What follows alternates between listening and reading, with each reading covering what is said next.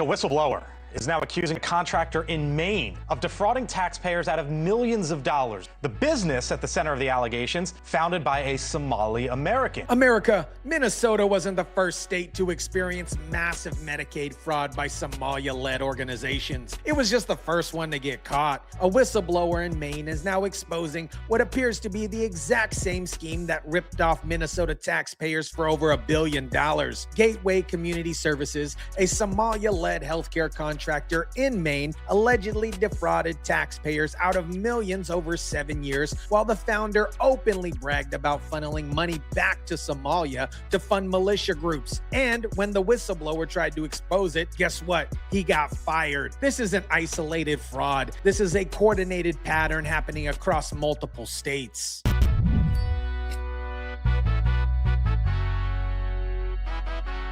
Another accusation of fraud by a Somali American, this time in the state of Maine. At the center of the alleged scheme, Dr. Abdullahi Ali. What is up, guys? Tyson DeLaCruz here. Thank you so much for rocking with me. The Somalia Medicaid fraud scandal has been brought to a national spotlight, and what we're discovering is that Minnesota was just the first domino to fall. Let me introduce you to Chris Barnardini, who spent 7 years working for Gateway Community Services at what he describes as a billing guru. He thought he was helping people by doing the right thing until he started digging into the numbers and couldn't believe what he was seeing. I thought that we were doing the right thing this whole time. And the more I started digging, the more I started finding.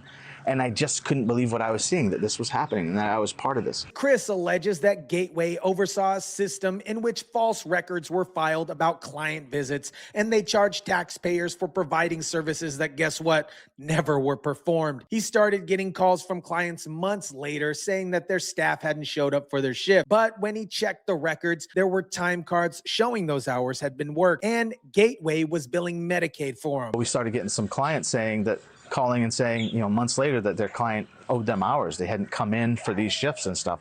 But I had a time card for it.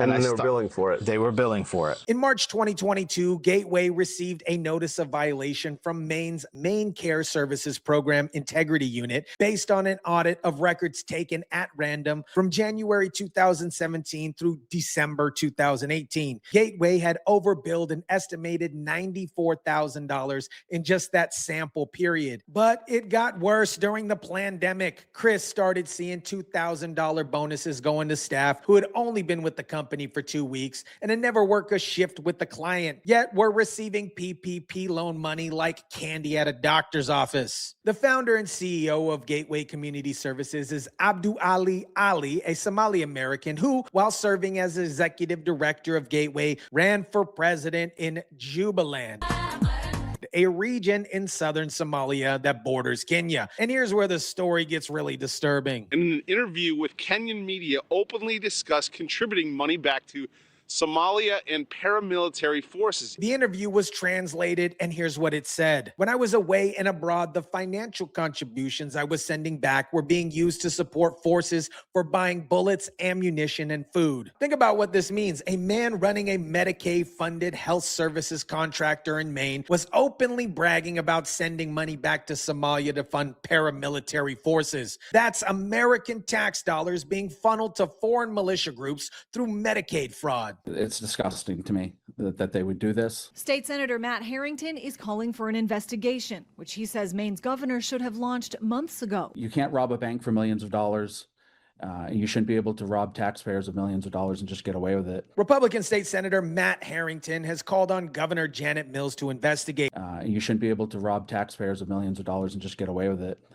There absolutely needs to be a criminal investigation into this immediately. Last week, Ali posted on X defending himself. I make no apologies for building my successful business in Maine, working hard to earn a living, earning a PhD, giving back to my Maine community, and running for office in Jubaland. I'm proud to contribute my hard-earned dollars to support my people back home. But those weren't his hard-earned dollars. Those were fraudulently obtained Medicaid payments that should have gone to providing actual healthcare services to vulnerable Maine residents. In April 2024, Chris wrote the Department of Homeland Security seeking whistleblower protection. They referred him back to the state of Maine. Nearly a year later, Gateway fired Chris for speaking out.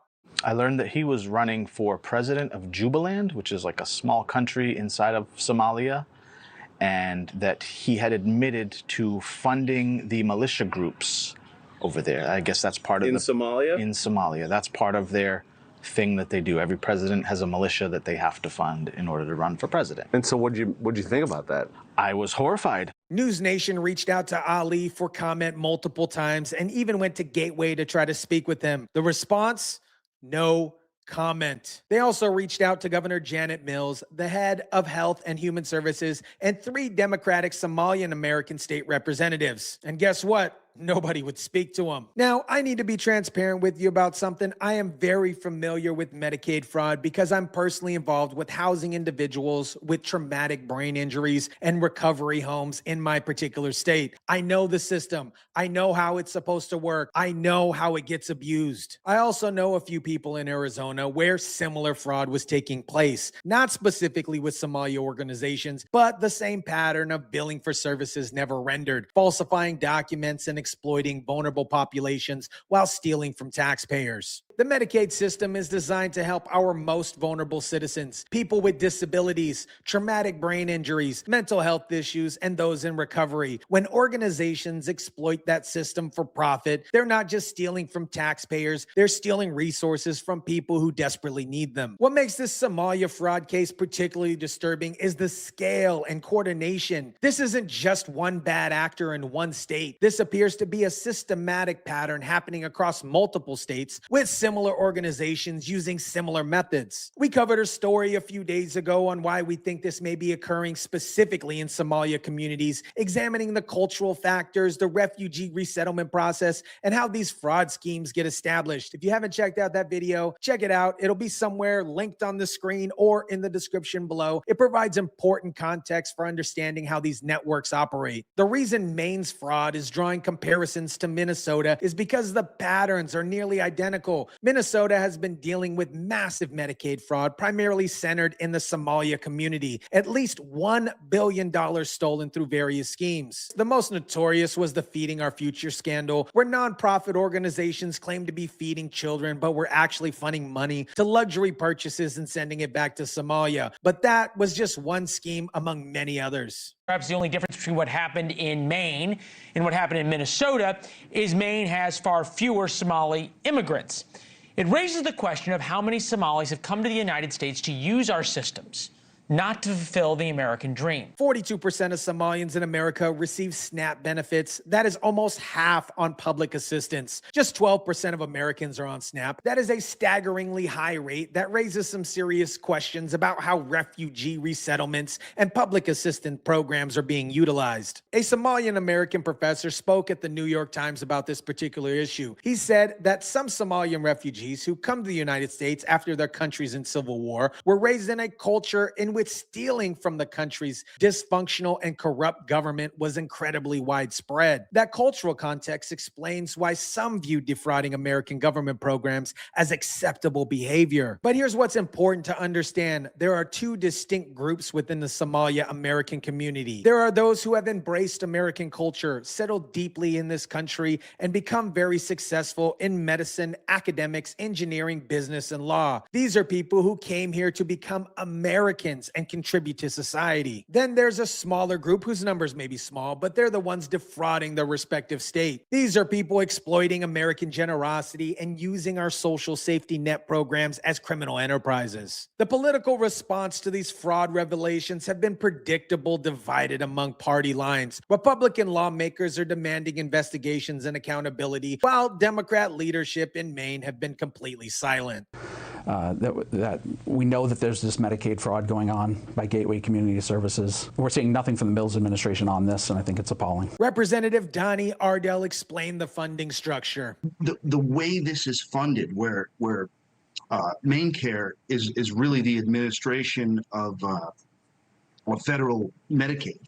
So the way this is funded is that about $1 billion of state money goes into Maine Care, but about $2 billion of federal funds goes into Maine Care. So the federal government has a clear interest in how their money is being spent, even though it's being administered by the state of Maine. That, my friends, is a very important point. This isn't just Maine taxpayer money being stolen. This is federal Medicaid money, which means taxpayers from every state in America are being defrauded to fund militia groups in Somalia. After News Nation's investigation aired, members of the House Oversight Committee spoke with the whistleblower, Chris Barnardini, and the details of the call have not been made public yet. But the fact that federal lawmakers are now involved suggests this could become a much larger and bigger investigation. While Democratic state government refuses to address Medicaid fraud in their own states, the Trump administration is taking direct action. United States Immigration and Customs Enforcement is surging into Minneapolis area to target illegal immigrants from Somalia after revelations of at least $1 billion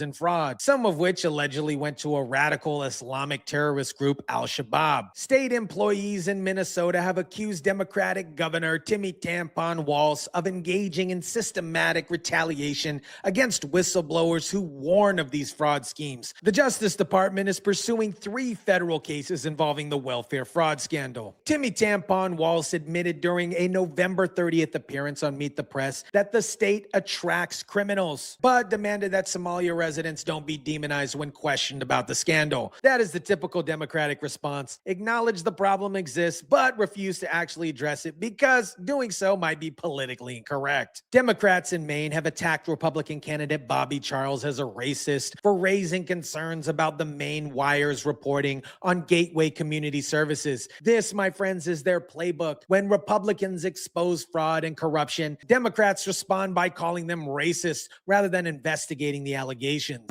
Minnesota's fraud wasn't incompetence. It was the business model. And now we're discovering that business model has been replicated in Maine and likely in other states we haven't uncovered yet. Gateway Community Services received $28.8 million in Medicaid funds while billing for services that were never rendered. And the founder openly bragged about sending money to fund militia groups in Somalia. When a whistleblower tried to expose it, he got fired. When reporters tried to investigate it, nobody would comment. When Republican lawmakers demanded accountability, Democrats called them a racist. We've seen this same playbook in Minnesota, where over $1 billion was stolen through Medicaid and food assistance fraud. Different states, same rot. Organizations exploiting refugee resettlement programs and social safety nets, billing for services never provided, and funneling money overseas while American taxpayers foot the bill. 42% of Somalians in America receive SNAP benefits. Compare that just to 12% of all Americans. That's not about helping refugees integrate. That's about systematically exploiting public assistance programs. And when you combine that with the Medicaid fraud schemes like Gateway and Feeding Our Future, you're looking at billions of dollars stolen from American taxpayers. The federal government has made a clear interest on how their money is being spent. Maine Care receives about $2 billion